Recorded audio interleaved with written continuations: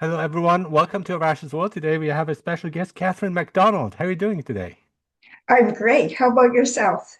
I'm doing well. And so I would like to start off with the toughest question first. How would you briefly describe yourself to our audience here? What would you say in any way you see fit?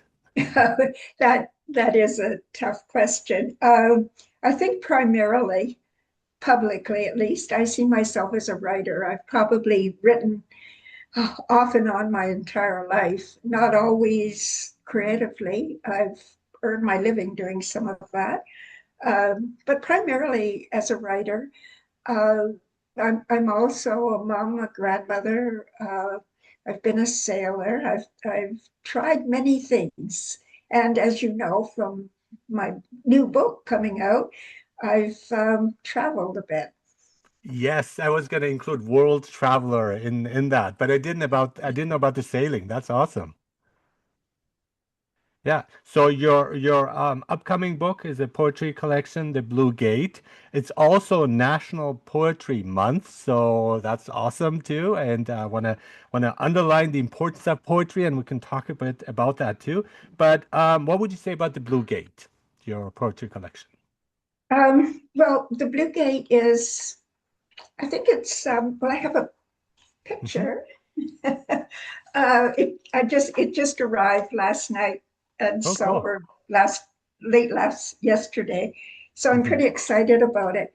I think you would describe me as a lyric poet Hmm. in this book, although it is hybrid in that sections of the book are a mix of prose poetry and very short, dreamlike bits, Hmm. insertions. Hmm. Um, the collection's essentially one long poem.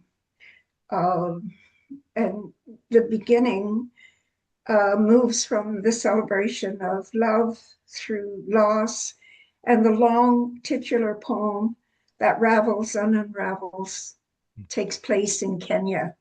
And And that's the middle part. That's the Blue Gate, right? And it's that's kind the of middle like part. book ended by different parts. I felt, but it kind of fits in in terms of themes. And there's certain things I wrote down as I was going through it as motifs. So I've noted there's a lot of rain.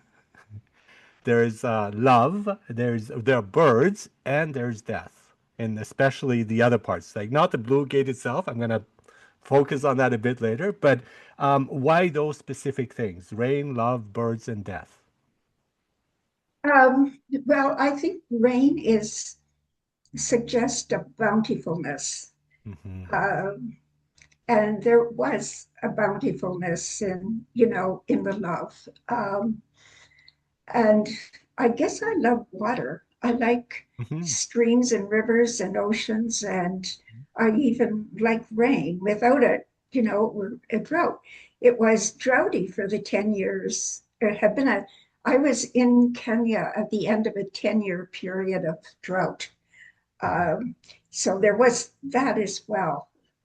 And Hmm. I've forgotten the rest of the question. Hmm. I'm Yeah, sorry. no, that's amazing. Yeah, and rain, like I don't know, what in places, certain places you live in, like in Vancouver, where it rains a lot, and we complain about it. But again, the nurturing aspect of it, I think that's wonderful, and like the fact that people have rain dances, because again, when you're going through drought, you miss it, and especially it's important for livelihood as well, for growing plants and fruits and vegetables.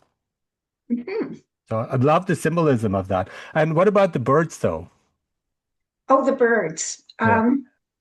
Well, the especially the red-tailed hawk became a major symbol of love. Hmm. The hawks, we actually had hawks mating on our farm, and Oh. we would see them often and hear them because they make the most awful scream. It's a Mhm. hearing. It's loud and it's you can't ignore it when they're doing it. But they mate for life, and Mhm. their courtship involves uh, what we call skydancing. The male and the female come together and they grasp talons and they just drop. They drop to earth and spin. And I think that that's a great metaphor for the trust that develops when you love Yeah. someone. So for me, it was visual, physical, um, and so the birds, and yes, the birds That's are pretty like, amazing because the poem Skydancing, I actually singled out and I would like you to read it for us a bit later. So that's awesome. Like I really I like that poem. And now I understand why a bit better because of what it symbolizes. Let's talk also about Blue Gate, which is again a large part of the middle section, and I think that's again mostly set in Kenya, right? And what I love about that, again, what I wrote in terms of, again, motifs that I saw more serendipity, which I found very interesting. And I really want to talk about that. Longing as well. And it starts off with a quote by Rebecca Solnit. Blue is the color of longing for the distance you never arrive in. And it's also, again, the blue gate. And blue is my favorite color. So already that resonated with me. It's also related to water, which is kind of interesting too. But what about serendipity? What would you say? oh my goodness, the whole thing seems to me it was serendipitous. Hmm. Um, and my trip to Africa was certainly serendipity. I was invited by a friend to accompany her and her partner to travel to Africa with them. I went over to see my friend about 2 weeks after my husband Jim died, and I was probably a wreck. I'm sure I was. Anyway, I guess she felt sorry for me. She asked me if I'd like to go on the trip, and I said yes.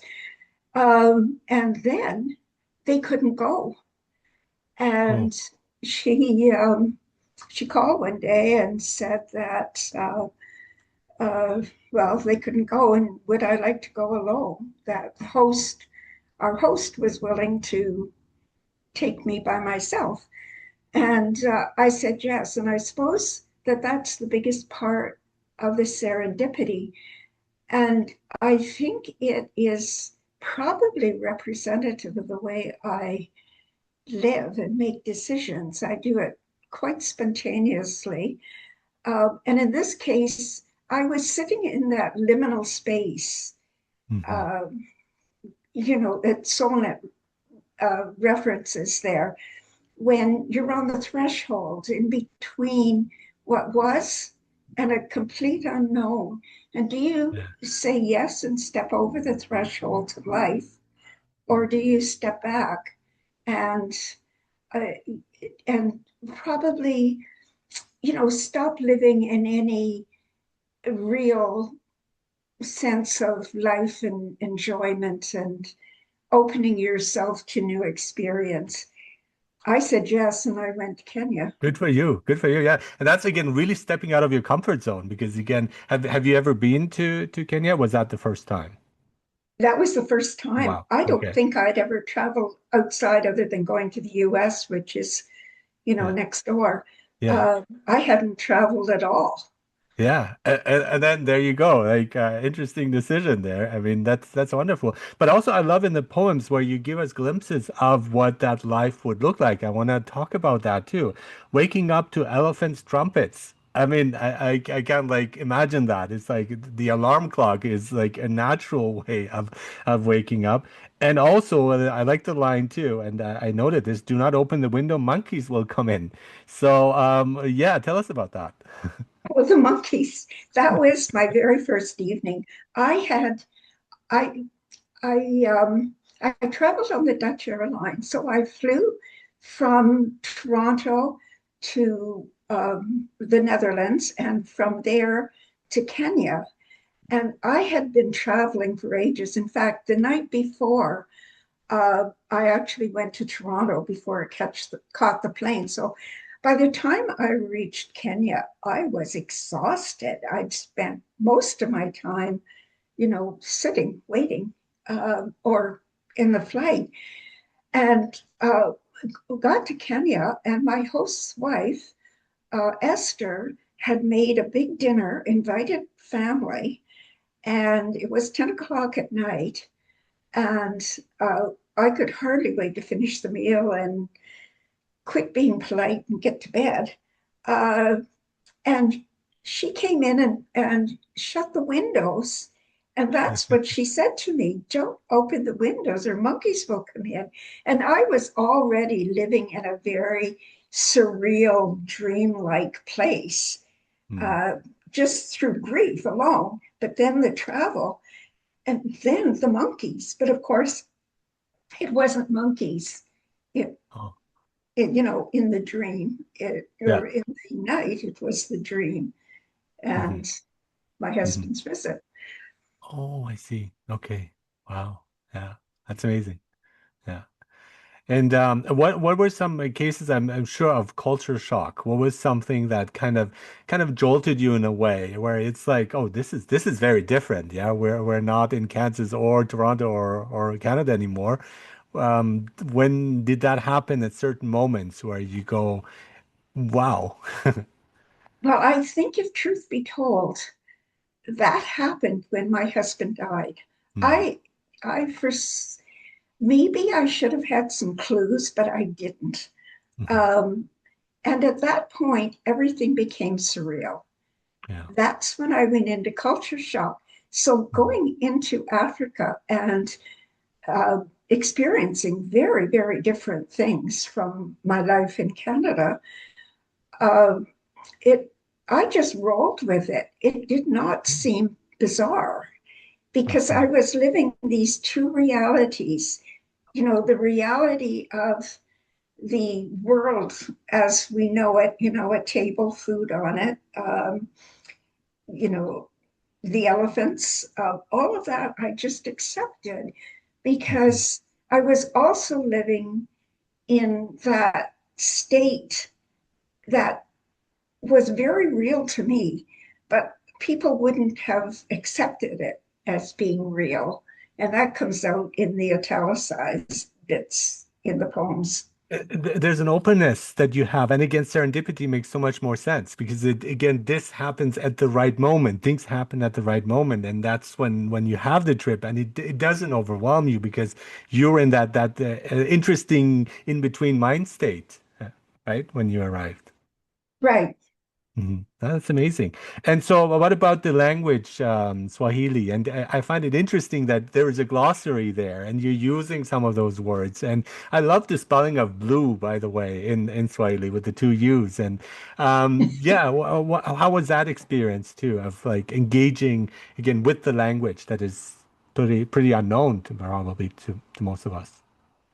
That was really, really interesting because my guide, Kyoko, his family was from a little village called Massey. Now, he was internationally educated and internationally a professional, but his wife, his second wife, Esther, his first wife had died in an accident, um, but his first wife was a village girl, and I really don't think she was very competent in English.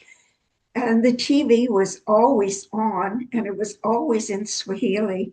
So if I wanted to watch the news, I had to learn a bit. And surprisingly enough, when you're submerged in a culture, you actually pick things up so Yeah. that I had a sense of what was going on in the world. I mean, I wouldn't have been able to discuss it intelligently. I couldn't discuss most things in Swahili, but I was sympathetic to the language, and it wasn't any more strange than anything else I was experiencing. So I just rolled with it, I guess. And how much time did you spend in Kenya altogether? I spent a month. A month. Okay. Okay. Oh, that's very interesting. And so, for writing, for putting together your book, your poetry collection, the mention of certain influences, like in the book, and I noted some. So Rebecca Solnit's quote that we had. the book Out of Africa by Karen Blixen, which I've read and I've seen the movie, and I love both. I find that very, very fascinating to read about that. You mentioned also The Constant Gardener, which is, I've only seen the film, which I was quite impressed with, and also a very famous poet Rilke are some of the influences. So how did they come in with, again, comparing with writing your poetry? Well, it's very strange how things happen. And um, out of Africa, the week before I flew, someone mentioned to me I might want to get a book for the plane. Hadn't even thought of that, but I went to the bookstore and Out of Africa just kind of popped into my hands, along Nice. with, excuse me, along with Solnit's book, Okay. um, A Field Guide to Getting Lost. Mm. I had read neither of them. So on the plane, going over, I started to read Out of Africa. I certainly didn't get very far. Um, I sat beside a young basketball player that was going to Lyon, France, and we Hmm. talked most of the trip. Okay. Uh, so anyway, Out of Africa, I found very interesting, and Kyoko actually took me to the house where the film was made. It wasn't actually Karen Blixen's home, but Mm. it was one that was designed for the movie. Hmm. Um, yeah, I think when you're a poet, maybe all writers, but certainly a poet, you read a lot. You read a lot of other people. Hmm. You're trying to improve your own craft, and you're a member of a writing community. So in Hmm. my opinion, you kind of need to know what other writers are writing. And um, I, I guess I referred and quoted those three because they spoke to me. Hmm. They spoke to me very clearly. Exactly. Yeah. Especially at this point of time too. And so what generally is poetry to you? What does it represent? For me, I when I occasionally write, it's just like I think like when I write or when I read poetry, it's like expressing something that I think other things can't, that goes beyond regular language. And I think that is like this special one. Music is another form, but I think poetry is it comes really close, especially it is musical, the way we put words together. So that is like the stuff that is really hard to express in words, in regular words. I see that as poetry. And how would you say, what does poetry represent to you? Why are you drawn to it? Why did you also start writing it, for example? Oh, well, I agree with everything you said about poetry. It says what music says, Hmm. except it uses words. It says what art says. I know that I was influenced by the surrealist painters uh, in particular. They gave me confidence to write on both that dreamlike, internal, unconscious, Jungian kind of Right. reality Hmm.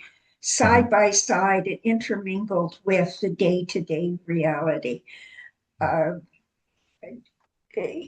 and poetry, I actually started to write this story, this narrative in prose. I had written a prose, a fiction before, and you can't say these things in prose. You simply can't say them. So poetry was it. But poetry is my first love. I find Hmm. it much more challenging. I was privileged in university to have taken a course with Alistair MacLeod, the great short story writer. And when he found out that I wanted to be a poet, um, he was a he just cautioned me that the shorter the form, the more difficult to write. So that in poetry, every word must count. And it Hmm. must mean something, and it must mean something in a layered way so that you have some satisfaction, I guess, in writing it, but a reader can take from it what they want.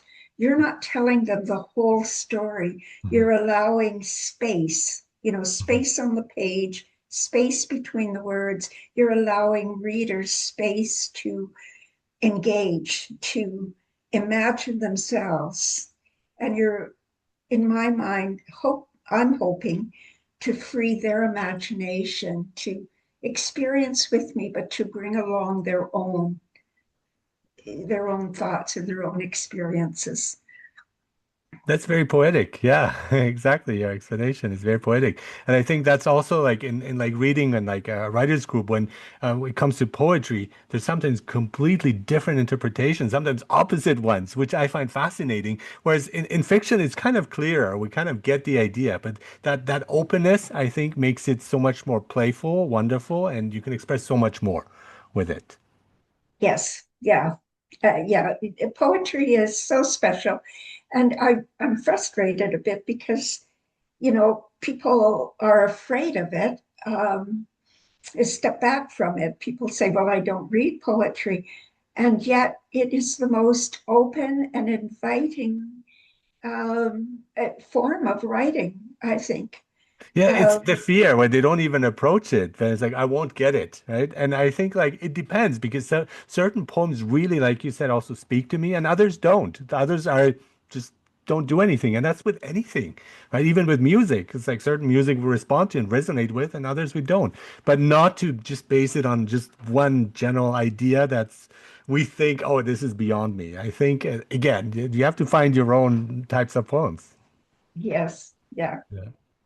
And so I'd like you to read here maybe a couple of poems since we have the poet here, and I definitely want to hear Skydancing. Would that be okay? And here, page 24 on my notes, and yeah, if you can read it for us, please. Okay. Now, okay, Skydancing. Mhm. Two red-tailed hawks carve circles in a clear sky. Sunshine glances off rufous tails, sets feathers to embers. A dive by one, then the other. The pair rise with field mice or voles, a rabbit kit clasped on hooked talons.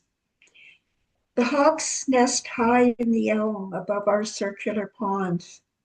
The trees' leafless branches silver against the sky.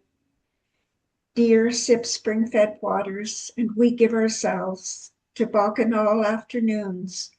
Le jeûneur sur herbe, forget the surprise of death. And forgive me, I've mangled the French. It's it's the painting, the Yeah, afternoon yeah. picnic. And that I like the connection with painting too, like as you mentioned earlier, that and that comes to mind and evokes a lot of images too, as well. Yeah. Yeah, wonderful. Is there any other you'd like to share with us here with the audience? Oh, I have so many marked. Do you have any preference? No, you picked that. That was the one I really wanted to hear. Yeah. Okay, well, maybe I'll read the last poem in the book Sure. because the third section, the final section in the book, it deals with the return. Mhm. And it isn't the end of grief. I mean, the people, particularly in our Western culture, it was very, very different. The idea of death and life is very different in Kenya than it is here. People think after a few weeks or a few months, you should be over it. Well, you're not. So I wasn't, and I don't think Mhm. most people, or many people are. Mhm. The final poem is called Albinoni's Adagio. Mhm. 10 years, soon 11, dawns and dusks merge, while all the sorcery I conjure fails to resurrect you. Hauser's cello fills the air with cavernous yearning. Still, I live. Hauser makes love to his cello, as you did to me, passionately, tenderly, salt on our lips, honey whispers in the room.